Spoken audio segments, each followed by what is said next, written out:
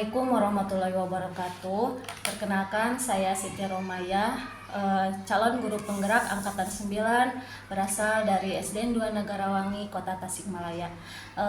Pada pertemuan kali ini saya tidak sendiri, saya ditemani oleh rekan saya, Bapak Zaini Hadi SPD. Beliau adalah seorang guru kelas 4 SD.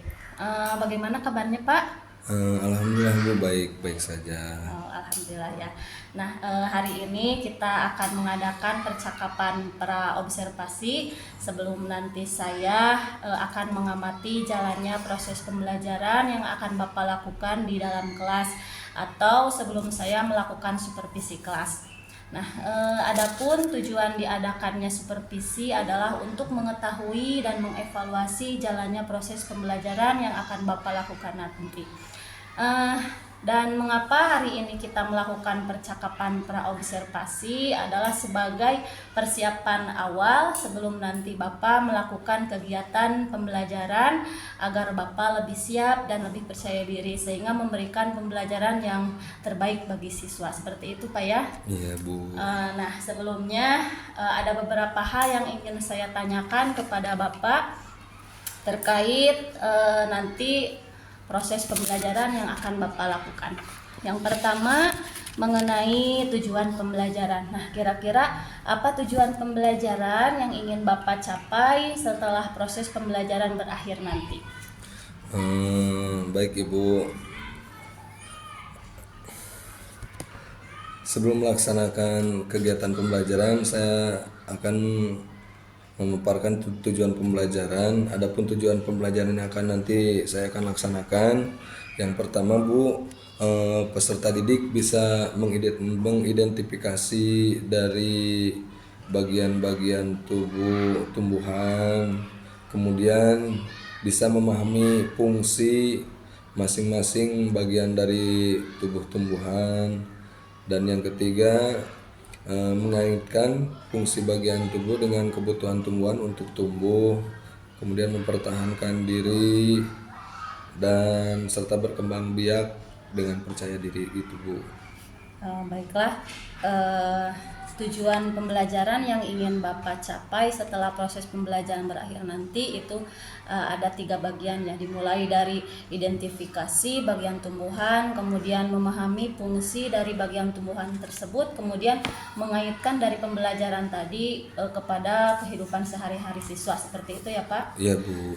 Nah, untuk pertanyaan selanjutnya yang ingin saya tanyakan adalah terkait area pengembangan. Nah, kira-kira bagaimana dengan area pengembangan yang ingin Bapak capai atau yang ingin nanti saya observasi ketika proses pembelajaran? Untuk area pengembangan yang hendak nanti dicapai, Ya. ada beberapa hal. Yang pertama mengaitkan dulu dengan P3 Bu, yang P5-nya bernalar kritis, kemudian mandiri kreatif. Adapun area yang akan dikembangkan nanti penyesuaian materi, kemudian strategi pengajaran yang beragam, penilaian yang berdiferensiasi, kemudian fleksibilitas dalam grup kerja, kemudian pendukung dan pengelolaan kelas yang efektif Bu. Banyak sekali area pengembangan yang ingin Bapak capai nanti ketika proses pembelajaran. Nah, sekarang yang ingin saya tanyakan, bagaimana rancangan pembelajaran yang ingin Bapak terapkan baik dari strategi pembelajaran, model pembelajaran ataupun dari metode pembelajaran? Untuk itu kemungkinan besar dari strategi kepersiapannya mungkin ya Bu ya. Ya.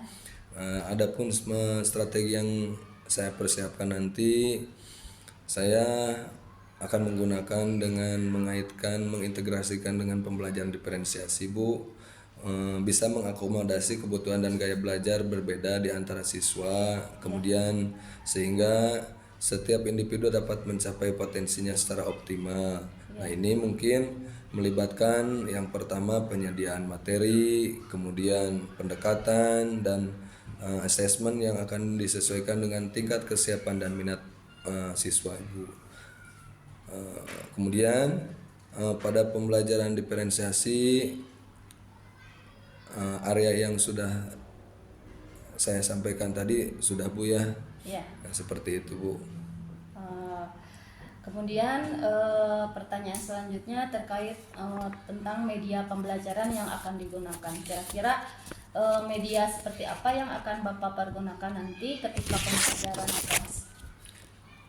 Untuk media pembelajaran yang akan saya pakai nanti, yang pertama Bu, bahan bacaan guru, kemudian LKPD, kemudian glosarium, kemudian metodenya tanya jawab, diskusi, demonstrasi, kemudian menggunakan keterampilan proses atau proses skill Bu, seperti itu. Baiklah.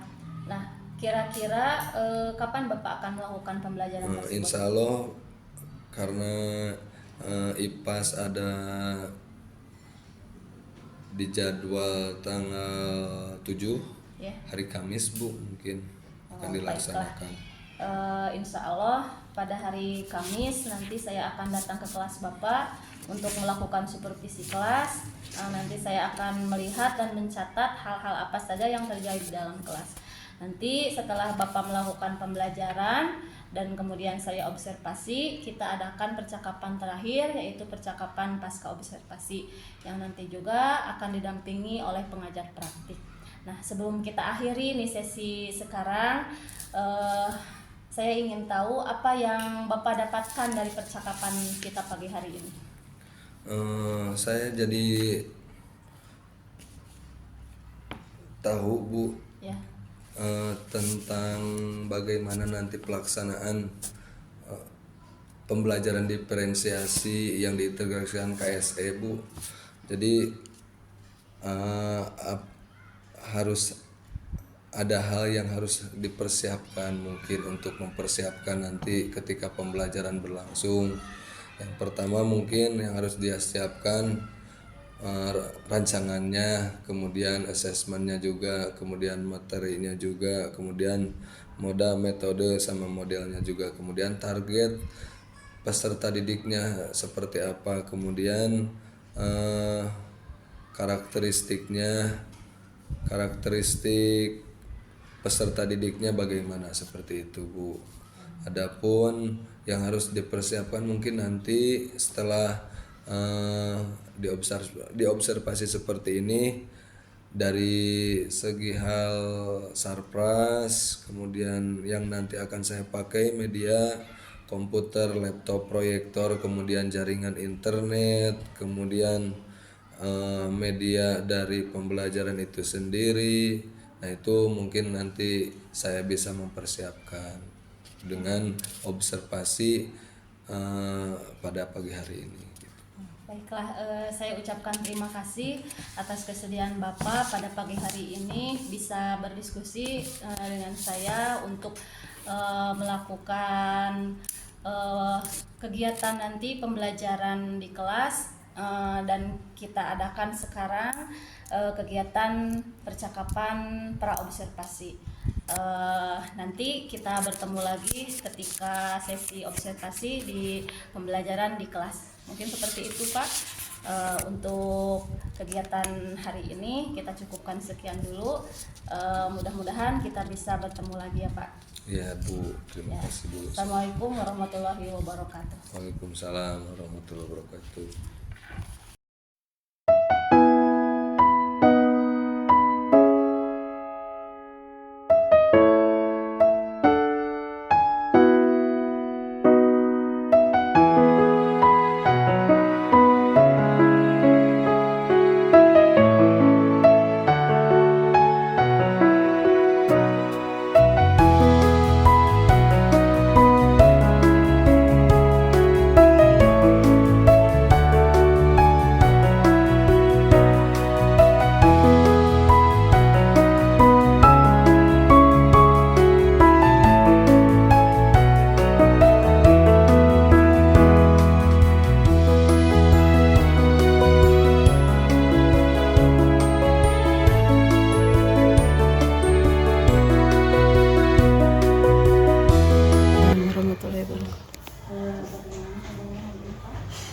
alhamdulillah ibu ada dalam keadaan sehat walafiat. Mohon maaf sebelumnya saya meminta waktunya sebentar. Terkait sebelumnya kan kita sudah melaksanakan kegiatan praobservasi, kemudian dilanjut dengan kegiatan observasi.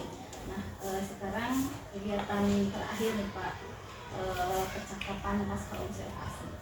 Nah, dalam kesempatan ini, dalam percakapan pasca observasi, saya akan memberikan pertanyaan-pertanyaan terkait jalannya proses observasi kelas yang sudah kita laksanakan sebelumnya, yang mana observasi kelas tersebut memiliki tujuan untuk mengevaluasi sejauh mana proses pembelajaran yang sudah Bapak laksanakan. Ya, seperti itu Pak.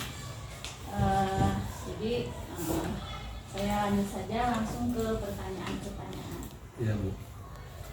Pertanyaan yang pertama yang saya ingin ketahui, bagaimana nih perasaan Bapak terkait jalannya kegiatan observasi kelas yang sudah berlangsung kemarin? Bismillahirrahmanirrahim. Gimana ya?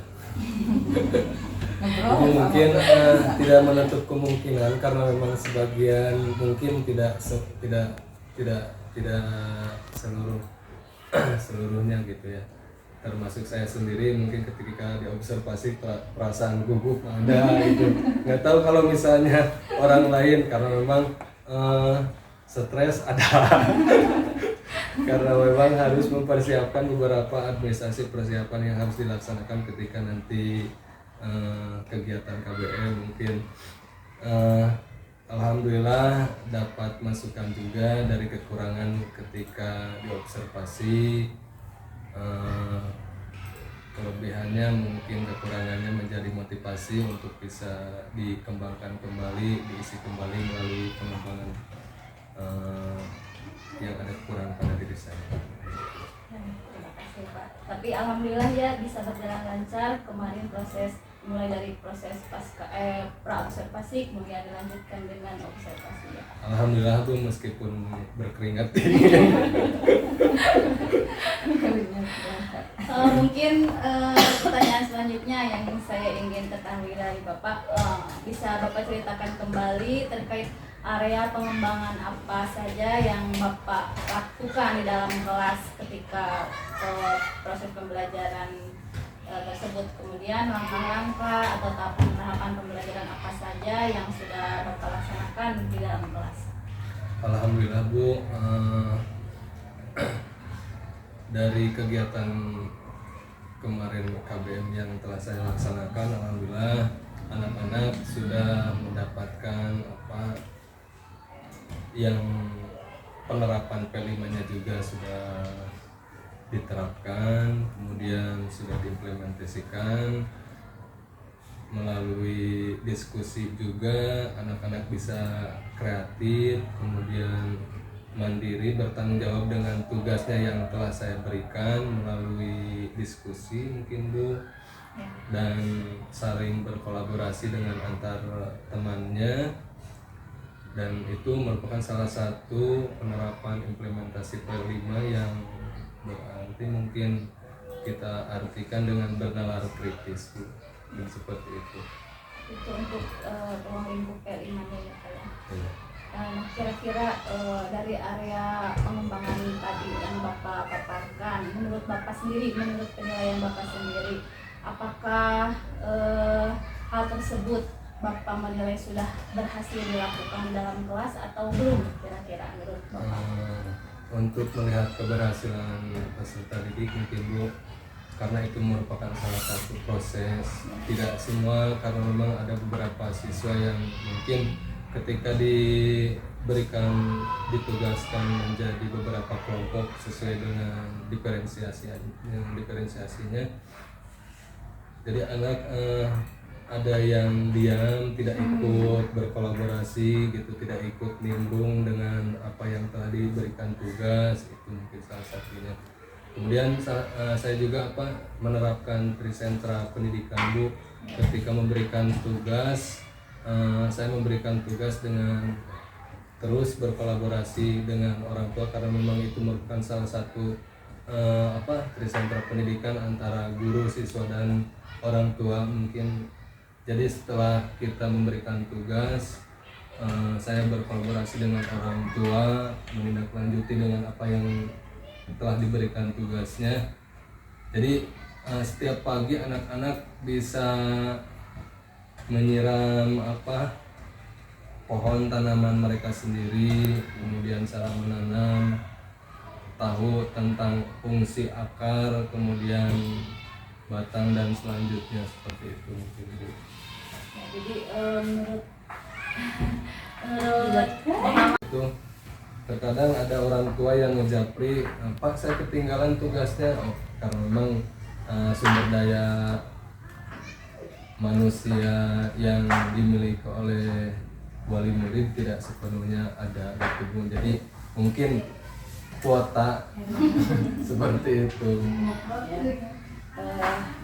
Yang saya tangkap dari penjelasan Bapak, jadi masih ada kekurangan dan kendala-kendala yang Bapak hadapi ketika melaksanakan pembelajaran di kelas Bapak. Iya. Di antaranya tadi mungkin dari siswa ada yang siswanya jadi kurang aktif ketika mereka dikelompokkan berdasarkan tadi kesiapan belajarnya ataupun dikelompokkan berdasarkan gaya belajarnya seperti tadi. Nah, ada siswa yang dinilai kurang aktif mengikuti pembelajaran. Kemudian saya tangkap kendala Bapak yaitu adanya respon dari orang tua seperti itu. Nah, dari yang saya sampaikan tadi, apa ada kendala-kendala yang lain yang Bapak hadapi ketika proses pembelajaran kemarin berlangsung? Mungkin karena memang dari awal kita mempersiapkan perencanaan Bu, mungkin ketika alokasi waktu misalnya persepsi saya simpan 15 menit, lebih dari 15 menit seperti itu. Dari kegiatan inti saya simpan berapa menit, jadi lebih dari beberapa menit. Itu mungkin. Kemudian ada beberapa materi yang tidak sempat saya sampaikan juga Bu, terkait kemarin ya, karena itu dilaksanakan ketika di pemberian tugas mungkin Bu, yang laporan siswanya Bu atas hasil diskusinya tidak sempat kita lakukan. Nah, jadi kendala atau kekurangan yang Bapak hadapi ketika selama proses pembelajaran mungkin di manajemen waktu ya. Jadi tidak sesuai dengan yang direncanakan seperti itu. Keluar alur. Nah, kira-kira dari kendala yang Bapak hadapi tadi, yang pertama siswa yang ada yang kurang aktif, kemudian respon orang tua ada yang kurang, kemudian manajemen waktu yang agak melenceng mungkin dari perencanaan. Kira-kira penyebabnya apa Pak? Ya mungkin karena memang kita tidak bisa seperti ini kan, ketika pembelajaran KBM saya manage beberapa kelompok, ada yang di luar, kemudian saya keluar, kemudian tidak diperhatikan yang di dalamnya, yang di dalam kelas ketika melakukan yang sains itu melakukan kegiatan di luar. Nah itu saya tidak bisa memperhatikan anak-anak yang ada di dalam seperti itu. Mungkin. Kalau terkait manajemen waktu, kira-kira apa penyebabnya? Ya mungkin karena memang pemahaman anak-anak berbeda-beda Bu, karena memang ada salah satu tidak terlalu banyak, mungkin ada beberapa siswa yang kurang membacanya, kemudian di berhitungnya juga karena membutuhkan pembelajaran yang intensif gitu, penambahan waktu di luar jam pelajaran seperti itu. Nah, Bapak sudah menyampaikan terkait kendala-kendala, kemudian penyebabnya sudah diidentifikasi ya Pak? Sudah Bu. Nah, kira-kira nih apa rencana Bapak selanjutnya supaya kendala-kendala yang Bapak hadapi barusan bisa tidak terjadi dalam proses pembelajaran selanjutnya? Kira-kira apa rencananya? Ya mungkin untuk kedepannya alhamdulillah saya mendapatkan masukan, mendapat inspirasi juga. Yang pertama mungkin yang harus saya persiapkan mulai dari perencanaan yang matang Bu, kemudian pemanfaatan sumber daya alam, kemudian saya sendiri merasa masih kurang untuk dalam pengembangan mungkin pengembangan diri, mengikuti beberapa kegiatan terkait pembelajaran, mungkin Bu mengikuti kegiatan seperti workshop, ada beberapa resume inspirasi yang menjadi inspirasi saya melihat dari kegiatan video inspirasi dari PMM juga seperti itu Bu. Kemudian karena memang selanjutnya ketidakterbukaan keseluruhan Bu dengan orang tua seperti itu. Kadang ketika saya melakukan supervisi dengan anak, konsultasi dengan orang tua seperti itu Bu. Selanjutnya mungkin karena memang pembelajaran diferensiasi itu bersifat berkelanjutan, jadi kita terus memonitoring mungkin ke orang tua, kemudian meminta bantuan juga ke ibu bagaimana cara mengatasi masalah ketika kegiatan pembelajaran berlangsung, masukannya mungkin seperti itu. Mungkin seperti itu Bu. Ya, banyak sekali ya Pak rencana yang ingin Bapak laksanakan. Ya mungkin karena memang banyak, tetapi yang dilaksanakan cuma beberapa item juga. Ya, mudah-mudahan saja. Jadi rencana yang akan Bapak laksanakan selanjutnya diantaranya adalah mengikuti workshop, baik itu yang di luar ataupun yang ada di PMM yang Iya, disediakan. seperti itu. Untuk pastinya untuk meningkatkan kembali pemahaman Bapak mengenai proses pembelajaran yang seharusnya seperti apa terkait diferensiasi dan KSM mungkin ya, Pak. Iya. Kemudian yang akan Bapak lanjutkan adalah memaksimalkan kembali terkait monitoring siswa di dalam mengimplementasikan proses pembelajarannya, khususnya ketika siswa tersebut berada di luar sekolah.